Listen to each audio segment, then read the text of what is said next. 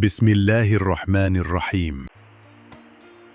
आप देख रहे हैं किस्सा आर्काइव, जहां हम गुजरी हुई कहानियों को दोबारा जिंदा करते हैं। पिछली किस्त में हमने देखा कि किस तरह 13 साला अकबर ने बैराम खान की रहनुमाई में पानीपत की दूसरी जंग लड़ी। हीमों के खिलाफ ये फैसला कुन फतह सिर्फ एक जंग नहीं थी, बल्कि मुगल सल्तनत के नए दौर का आगाज था। एक नौउम्र बादशाह ने अपनी पहली कामयाबी हासिल की, और ये कामयाबी ही उसके सफर को अकबर आजम की तरफ ले गई। पानीपत की दूसरी जंग में अफगान सरदारों और हिंदू इत्तेहादियों को शिकस्त देने के बाद मुगल सल्तनत गोया नई जिंदगी पा गई। मगर ये सिर्फ इब्तिदा थी। तख्त पर बैठा बादशाह अकबर उस वक्त सिर्फ 13 बरस का बच्चा था। सल्तनत का बोझ और फैसले उसके कांधों पर तो थे, मगर अमली तौर पर सब कुछ उसके उस्ताद और सरबरस्त बैराम खान के हाथ में था। बैराम खान सिर्फ एक जर्नैल नहीं, बल्कि दानिशमंद, उस्ताद और जंग आजमूदा सिपह सालार था। उसने हुमायूं के साथ ईरान की जिलावतनी देखी, गुजरात के मैदानों में तलवार चलाई और दोबारा दिल्ली की दहलीज तक मुगलों को पहुंचा दिया।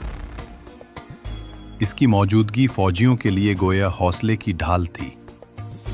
जब वो घोड़े पर सवार मैदान में निकलता तो सिपाही नारे लगाते और कहते, ये है बादशाह का बाजू, ये है सल्तनत की तलवार। 1561 का साल फैसला कुन मोड़ साबित हुआ। अकबर ने जुर्रत के साथ ऐलान किया कि सल्तनत अब बैराम खान के सहारे पर नहीं चल सकती। उसने अपने करीबी उस्ताद को माजूल कर दिया। बैराम खान ने रंजीदे दिल के साथ हज का इरादा किया, मगर किस्मत को कुछ और मंजूर था। गुजरात के रास्ते में एक पुराने दुश्मन ने उस पर हमला किया और वो कत्ल कर दिया गया। कहा जाता है जब अकबर को ये खबर मिला तो उसने खामोशी से कहा, उसने मेरा बचपन बचाया और मैं उसका एहसान कभी नहीं भुला सकता। ये लम्हा अकबर की जिंदगी के लिए एक कांटा सबक था। उसने समझा कि ताकत के साथ साथ वफादारी भी एक दिन खत्म हो जाती है और बादशाह को हर फैसले का बोझ तन्हा उठाना पड़ता है। अकबर अकेला था। सल्तनत का हर कोना उसके फैसलों का मोहताज। ये वो वक्त था जब उसने एक नई और मुनफरिद हिकमत अमली अपनाई, राजपूतों को साथ मिलाने की पॉलिसी। राजपूत अपनी बहादुरी, इज्जत और निडर मिजाज के लिए मशहूर थे। उनका कौल था, जान जाए मगर शान न जाए। अकबर जानता था कि अगर ये दुश्मन रहे तो मुगल सल्तनत कभी मजबूत नहीं होगी, लेकिन अगर ये साथ आ गए तो मुगलों को कोई शिकस्त नहीं दे सकेगा। अकबर ने उनके साथ तलवार के बजाय रिश्ते बनाए। उसने राजा मान सिंह को दरबार में आला मनसब दिया। मान सिंह सिर्फ कमांडर नहीं बल्कि अकबर के करीबी साथियों में शुमार होने लगे। इसी तरह उसकी शादी राजपूत रानी जोधाबाई से हुई, जिसने हिंदू मुस्लिम इत्तेहाद की नई मिसाल कायम की। लेकिन सब राजपूत उसके साथ न थे। सबसे बड़ा किला चित्तौड़ उसके खिलाफ डटा रहा। 1568 में अकबर ने चित्तौड़ का मुहासरा किया। 3 माह तक जंग जारी रही। जब किला टूटा तो हजारों राजपूत सिपाही शहीद हुए और औरतों ने कैद से बचने के लिए आग में कूदकर जौहर किया। ये मंजर अकबर के लिए उम्र भर का सबक बन गया। उसने समझा कि ताकत सिर्फ तलवार से नहीं बल्कि दिल जीतने से कायम रहती है। अगर आपको हमारी वीडियो पसंद आ रही है तो जरूर लाइक करें और चैनल को सब्सक्राइब करें। आपका सपोर्ट हमें हौसला देता है कि हम आपके लिए मजीद बेहतरीन वीडियोस ला सकें। अगले साल 1569 में उसने रैनथंबोर का रुख किया। मुहासरा सख्त था, मगर अकबर ने फौज का हौसला बढ़ाया। रिवायत है कि एक रात वो सिपाहियों के साथ जमीन पर बैठकर रोटी खाने लगा और कहा, जब तक किला फतह ना हो मैं भी तुम्हारे साथ इसी जमीन पर सोऊंगा। ये सुनते ही फौज में जोश आ गया और जल्द ही किला मुगलों के हाथ आ गया। लेकिन असल इम्तिहान 1576 में हल्दी घाटी की जंग थी।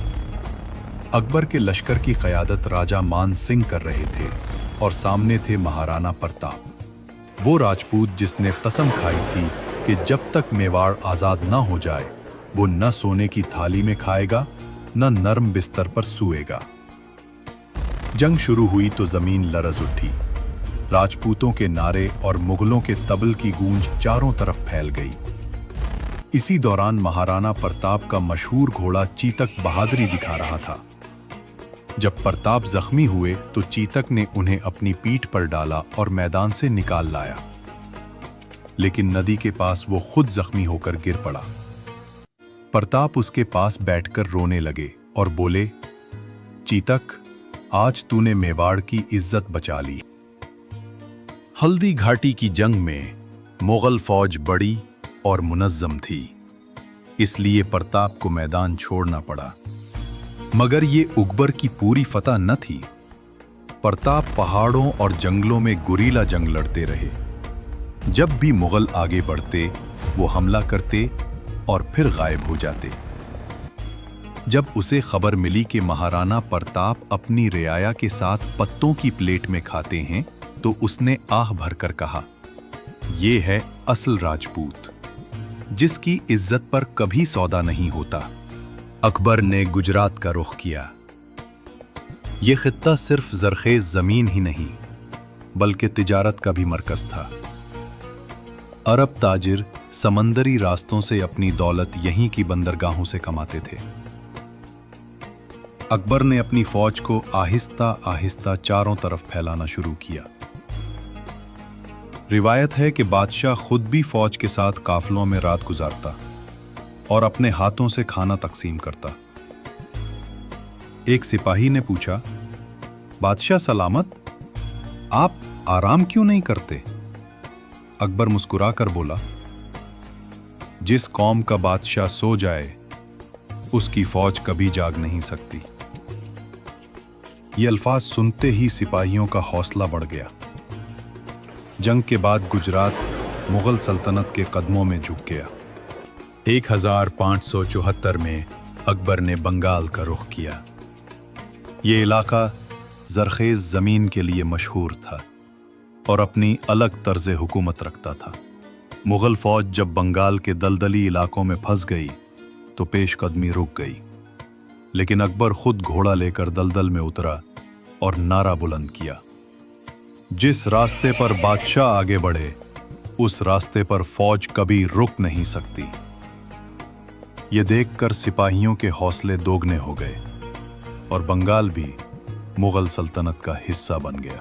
1586 में अकबर कश्मीर की वादियों में पहुंचा। बर्फपोश पहाड़ और शफाफ नदियां देखकर उसके दिल से सदा निकली जो आज तक तारीख में महफूज है, ये जन्नत अगर जमीन पर है तो यही है, यही है, यही है। जब शुमाली हिंद मुगल सल्तनत के ज़ेर असर आ गया तो अकबर की नज़र जुनूब के दक्कन पर जमी। दक्कन की सल्तनतें अहमदनगर, बेजापुर और गोलकंडा न सिर्फ दौलतमंद थीं बल्कि हीरे जवाहरात और तिजारत के लिए भी मशहूर थीं। अकबर ने दक्कन की तरफ मुहिम्मात शुरू की, लेकिन अपनी ज़िंदगी में वो उसे मुकम्मल तौर पर फतह ना कर सका। अलबत्ता उसने वो बुनियाद रख दी जिसे बाद में जहांगीर और शाहजहां ने आगे बढ़ाया।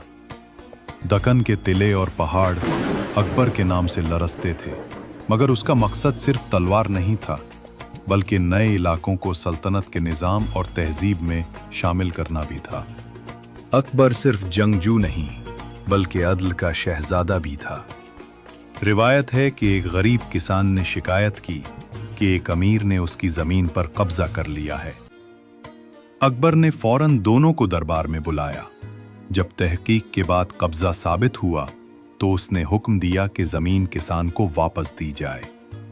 फिर उसने ऐलान किया, अगर मेरे दौर में इंसाफ न मिला तो मेरा नाम तारीख से मिटा देना। ये जुमला उसके दिल की गहराइयों का अक्कास था। अकबर का दरबार इल्म व फ़नून का गहवारा बन गया। वो नूरतन जिनके नाम आज भी जिंदा हैं, अबुल फजल, फैजी, राजा मान सिंह, बीरबल, टॉडरमिल, तानसीन और दूसरे, तानसीन जब राग दीपक गाता तो मशालें खुद ब खुद जल उठती, और जब महगार मालहार छेड़ता तो बारिश बरसने लगती। अकबर उसे सुनता और कहता, ये आवाज जन्नत का तोहफा है। बीरबल का नरम लहजा और दुरुस्त मशवरे अकबर के फैसलों की जान थे। वो अक्सर कहता, जहां इंसाफ है वहां सल्तनत है, जहां नाइंसाफी है वहां जवाल है। अकबर ने ये अल्फाज अपने दिल पर लिख लिए।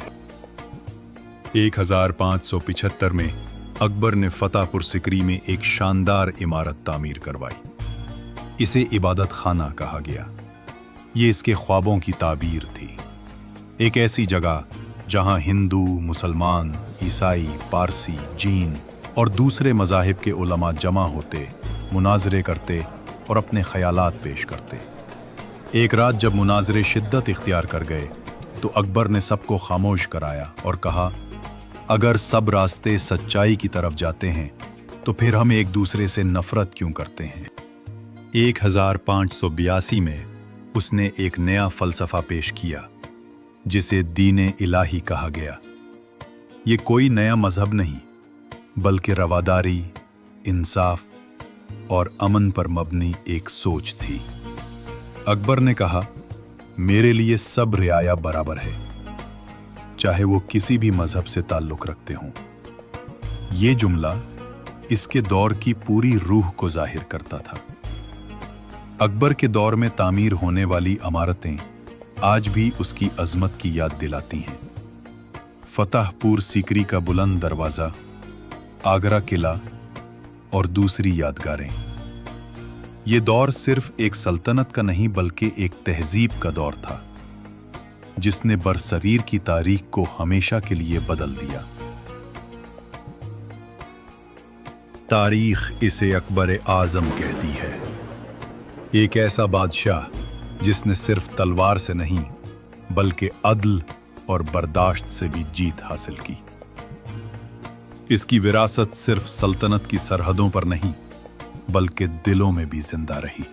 लेकिन तारीख का काफिला रुकता नहीं। अकबर के बाद तख्त पर आता है उसका बेटा जहांगीर। वो जहांगीर जिसका नाम सुनते ही आज भी जंजीरे अदल याद आती है। वो बेटा जिसके बारे में कहा जाता है जहांगीर का दौर अदल और मोहब्बत का दौर था। किस्सा अभी खत्म नहीं हुआ। अगली किस्त में आप देखेंगे जहांगीर, अदल और मोहब्बत की दास्तान। जहां अकबर ने बुनियाद रखी वहीं जहांगीर ने उसको एक नए रंग में ढाला। ये सफर अब एक नई सिमत लेने वाला है। अगर आपको ये वीडियो पसंद आए तो चैनल को सब्सक्राइब करें, बेल आइकन दबाएं और अपनी राय कमेंट्स में जरूर दें। किस्सा आर्काइव के साथ हम गुजरी हुई कहानियों को दोबारा जिंदा करेंगे।